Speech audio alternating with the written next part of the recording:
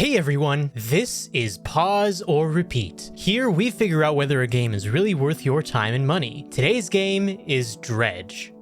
Do you enjoy a good fishing game? Well, Dredge might be just for you. But it isn't just your average fishing game. You'll quickly realize that there is a mysterious atmosphere afoot filled with eldritch, Lovecraftian horror. It plays perfectly into the mysteries that the oceans hide. But how does this affect gameplay?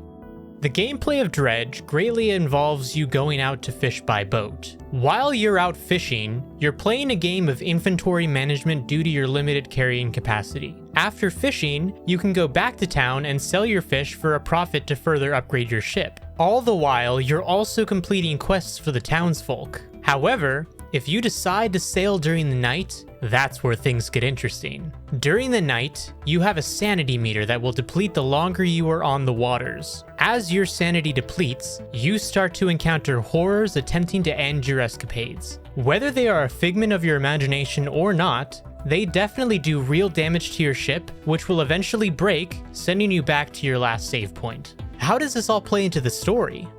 The story of Dredge is riddled with mystery. Without spoiling anything, you're sailing around the areas of the fictional town Greater Marrow and surrounding islands looking for fish to catch. You quickly find out that there is a connection between some of the townsfolk and the horrors that come out during the nighttime. From there, the story unfolds alongside the peaceful yet eerie atmosphere of sailing during the day. Altogether, the game is about 12 hours give or take depending on your pace. But now the question still stands. Pause or repeat?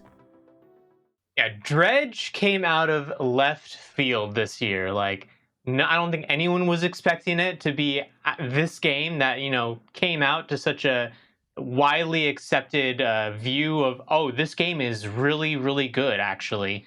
And I agree. I'd say this game is great. It's actually such a great game that I want to say it's probably game of the year contender, I'd say. I'm glad you said that because I think you're absolutely correct. I mean, if we're going to be bringing in indie developer games like Stray into the mix for game of the year, this is absolutely in that Excalibur of a game.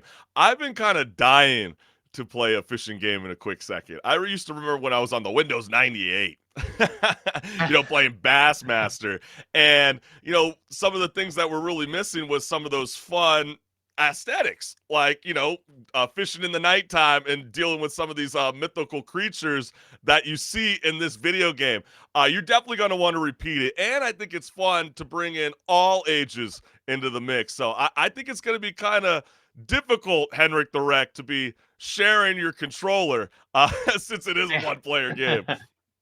Yeah, I mean, I know there's a lot of hard hitters this year in terms of game of the year, and we'll be talking about a couple of them maybe in one of our topics later on.